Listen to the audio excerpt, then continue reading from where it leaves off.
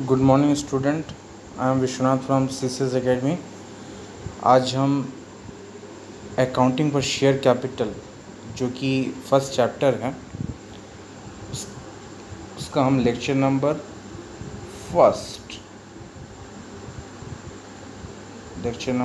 First start करने जा रहे हैं। ठीक है, तो जो फर्स्ट चैप्टर है ये मेरा इसका नाम है company account issue of share. तो शेयर पढ़ने से पहले हम लोगों को कंपनी क्या होता है उसके ऊपर कुछ नॉलेज होना मस्ट है।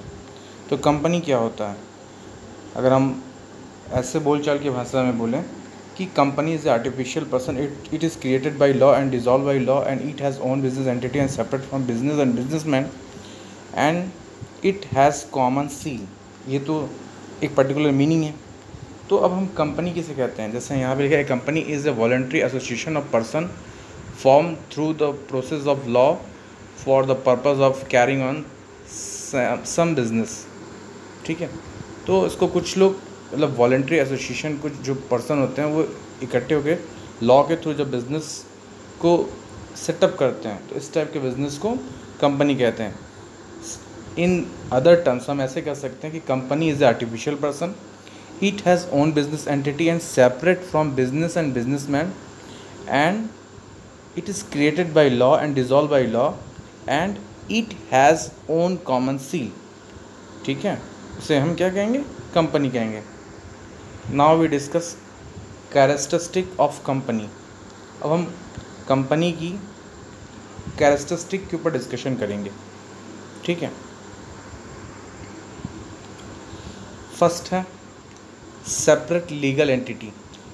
कंपनी की एक खासियत होती है कि कंपनी का अपना एक अकाउंट होता है। वो कंपनी के जो मेंबर्स होते हैं और जो कंपनी होती है दोनों अलग अलग होती हैं। कंपनी अपने नाम पे बिज़नेस करती है, अपने नाम पे मतलब कि उसके जो मेंबर्स होते हैं उससे कंपनी अलग होती है। ठीक है,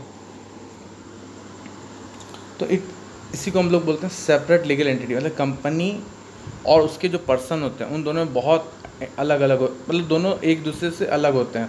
कंपनी अपने नाम पे बिज़नेस कर सकती है, अपना वो बैंक अकाउंट ओपन कर सकती है, सब कुछ कंपनी अपने नाम से ही करती है, इसीलिए उसकी एक सेपरेट लीगल एंटिटी होती है। उसके मेंबर से उससे कुछ नहीं मतलब होता है। ठीक है, सेकंड है परपेचुअल एग्जिस्टेंट। इसका क्या मतलब है, जैसे कि अगर हम सोल ट्रेडिंग करते हैं, सोल प्रोप्राइटरशिप में हम, या जिसमें एक ओनर होता है, अगर उसकी डेथ हो जाए या वो पागल हो जाए तो उस कंडीशन में वो बिज़नेस फिनिश हो जाता है।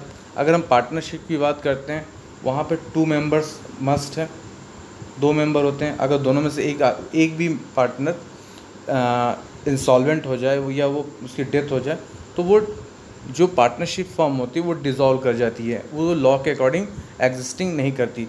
But in case of company में अगर कंपनी के किसी भी मेंबर की डेथ हो जाए, वो पागल हो जाए, फिर भी कंपनी की सेहत पे कोई असर नहीं पड़ता, कंपनी चलती रहेगी। इसीलिए उसको हम लोग क्या बोलते हैं, परपेचुअल एग्जिस्टेंस। मतलब कि कंपनी के किसी मेंबर की डेथ हो जाए या उसे कुछ भी हो जाए तो कंपनी की सेहत पे उसका कोई असर नहीं होता। ठीक है, कंपनी एज एक्टिव चलती रहेगी। Third, limited liability. Limited liability का क्या मतलब है, फॉर एग्ज़ाम्पल जैसे किसी कंपनी का आपने एक शेयर लिया 10 रुपीज़ का। ठीक है, और मतलब किसी कंपनी का मतलब जैसे शेयर है उसकी वैल्यू है 10 रुपये की और आपने उसमें से 8 रुपये का ऑलरेडी आपने पेमेंट कर दिया। ठीक है, तो अब आपके ऊपर लायबिलिटी कितने रुपए की हो गई, 2 रुपये की। तो इसी को हम बोलेंगे लिमिटेड लायबिलिटी। इससे ज़्यादा आपसे कंपनी नहीं मांग सकती। तो जितना आपका ऊपर बकाया है उसी को कंपनी मांगती है। फिर से मैं आपको बता देता हूँ, जैसे किसी कंपनी का शेयर वैल्यू है 10, ठीक है, आपने 8 रुपये तक का पेमेंट कर दिया, 2 रुपये का पेमेंट आपने नहीं किया, तो आपकी लायबिलिटीज़ कितने तक की है, सिर्फ ये 2 रुपये तक की ही वो कंपनी आपसे डिमांड कर सकती है। इसीलिए इसको क्या, इस कंपनी में कैसी लायबिलिटी होती है, कंपनी में आपकी लायबिलिटीज़ लिमिटेड होती है। Next, common seal.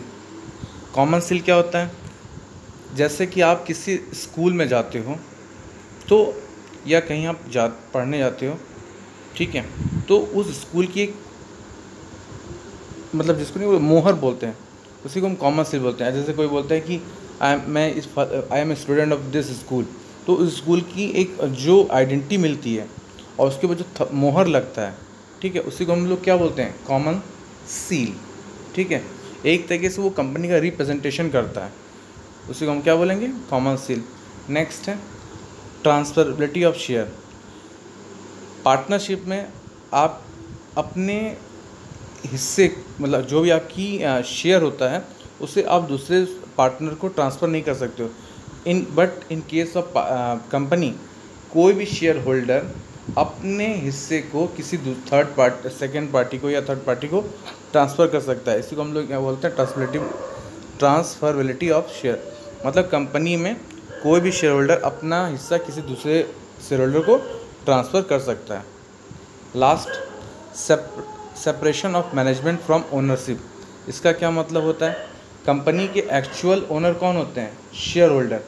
ठीक है, तो किसी कंपनी के बहुत सारे शेयर होल्डर होते हैं, तो सब तो इकट्ठे होके बिजनेस सब तो इकट्ठे होके काम तो कर नहीं सकते। तो उन शेयर होल्डर में एक बोर्ड ऑफ डायरेक्टर मतलब बोर्ड ऑफ डायरेक्टर्स का गठन हो जाता है। उसमें के जो उसी में से जो मेंबर्स होते हैं वही कंपनी को रन कराते हैं। ठीक है, इसीलिए इसको कहते हैं separation of management from ownership. ठीक, नेक्स्ट हमारा टॉपिक है काइंड्स ऑफ कंपनी। तो कंपनी के पर्टिकुलर यहाँ पे हम लोगों ने, ये बहुत ही इंपॉर्टेंट नहीं है, इससे आप एक बार देख लेना, फिर हम लोग इसके ऊपर डिस्कशन करेंगे। Unlimited company, company limited by guarantee, इसको 3 कैटेगरी में डिवाइड करते हैं, private, public, own person company और कंपनी लिमिटेड बाय शेयर।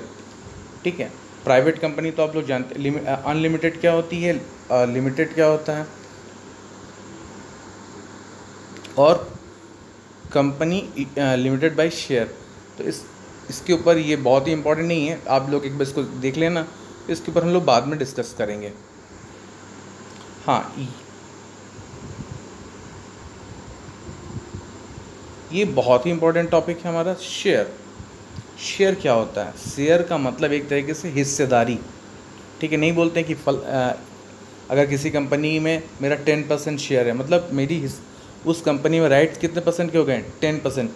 तो शेयर का मतलब क्या होता है, total capital of the company is divided into units of small denomination, each unit is called share. ठीक है, जैसे कि मान लो किसी कंपनी का शेयर कैपिटल यहाँ पे 10 लाख है। ठीक है, हम 10 से डिवाइड कर दिए तो यहाँ नंबर ऑफ़ शेयर कितने हो गए, 1 लाख के। मतलब ये 1 लाख शेयर हो गए जिनकी कीमत कितनी हमने रखा है, 10 रुपये। मतलब एक शेयर की वैल्यू हमारे कितने की है, 10 रुपये की। मतलब एक हिस्सा मुझे लेने के लिए कितना रुपया खर्चा करना पड़ेगा, 10 रुपये। तो इसी को हम क्या बोलेंगे, शेयर। ठीक है, next, types of share. Company में 2 टाइप्स के शेयर होते हैं, preference share capital, equity share capital. ठीक, दोनों में सिर्फ हम लोग को 2 पॉइंट्स बहुत माइंड में रखने हैं। फिक्स रेट पे इनको डिविडेंड मिलते हैं, इनको कोई फिक्स रेट से डिविडेंड नहीं मिलता। दूसरी बात और सबसे important, no voting rights. Preference share holder को कोई वोटिंग राइट्स नहीं होते हैं, बट इन जो इक्विटी शेयर होल्डर होते हैं उनको वोटिंग राइट्स गिवन होते हैं। ठीक है, next, share capital. Share capital क्या होता है, जैसे कि आप लोग जैसे सोल प्रोप्राइटरशिप में, जैसे सोल प्रोप्राइटरशिप में हम लोग जानते हैं कि जब कोई बंदा पैसा इंट्रोड्यूस करता है उसको हम क्या बोलते हैं, कैपिटल। सेम यहाँ पे जो कंपनी होती है, कंपनी का जो कैपिटल होता है उसी को हम लोग क्या बोलते हैं, शेयर कैपिटल। इसको हम लोग कई कैटेगरी में डिवाइड करते हैं। फर्स्ट है authorise capital. Authorise share capital क्या होता है, जब कंपनी का रजिस्ट्रेशन होता है, और आरओसी, ठीक है, रजिस्ट्रार ऑफ कंपनी के सामने आर्टिकल ऑफ एसोसिएशन और article of memorandum of association आपने पढ़ा होगा। तो उस कैपिटल क्लॉज में, मतलब कंपनी का रजिस्ट्रेशन करते समय जब हम रजिस्ट्रेशन कराते हैं तो आरओसी के सामने जिस कैपिटल को हम शो ऑफ करते हैं उसी को हम क्या बोलते हैं, ऑथराइज शेयर कैपिटल। ठीक है, नेक्स्ट है इशूड कैपिटल। इशूड कैपिटल क्या होता है, ऑथराइज कैपिटल का वो पार्ट जो हम इशू करते हैं, पब्लिक में इशू करते हैं, उसी को हम क्या बोलेंगे, इशूड कैपिटल। और जिसको हम इशूड नहीं करते वो होता है अनइशूड कैपिटल।